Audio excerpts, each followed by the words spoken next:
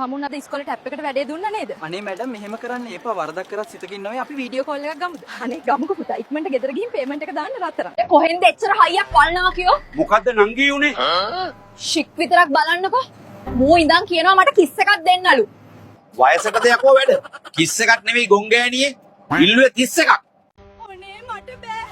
මට බෑ ඔයා නැතුව ඔන්න. පුතු අම්මෝ මාව ගනින් යකෝ මට දැම්ම මැරෙන්න බෑ. පරයෝ අරක හරි ගියේ නෑනේ. අර කියන්න අරහේ වමනේ දානවා. මොකක් කිව්වා? ඒක වෙන්න බෑ. කල්කේ දුන්නනේ උඹ. මේ තොගේ කල්කේ. ඒක කාලා තමයි මම වැඩේ කළේ. යකෝ උඹ කල්කේ දෙන්න ඕන ගෑණිට පක්. අනේ මට මේ පාරවත් කෙල්ලෙක් දෙන්න බැරිද? තෝ මේ හුත්තක් කියනවා. මාත් මේ කස්සේ තනියම ඉන්නේ. මටත් හොයලා දියන් කෙල්ලෙක්ග. අවුරුදු 50ක් ගිහිල්ලත් ඔයාට මාව ලස්සනට පේනවද? ඔව් අපේ නෝනා. මෙහෙම කොණ්ඩෙත් ඉදිලා. ඔව් ඔව් මගේ ඇස් පේනීම දුර්වලයිනේ. ඔබ ලස්සනයි. මේ වාක්‍ය අයිතිවන්නේ කුමන කාලයටද ළමයි? ටීචර්ට ගැලපෙන්නේ නැහැ. ඒ කතාව අතීත කාලෙදී යන්න ඕන කතාවක් ඒක.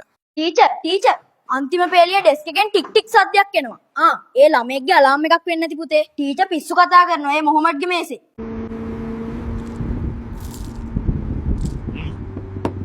දෙමින් යමන් වෙන්න අයියේ. බත් එක හැලෙනවා.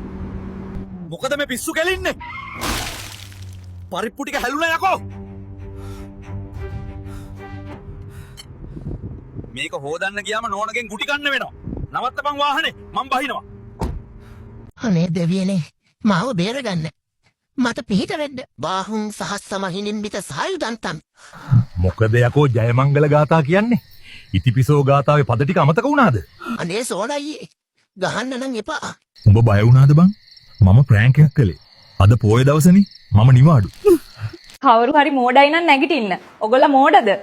ටීචර් විතරක් හිටගෙන ඉන්න හින්දා තනියට නැගිට්ටා. සියේ ඔයාට යටම ලයින් එක පේනවද? ඔව් මට පේනවා. මේඩ් ඉන් චයිනා. ඈ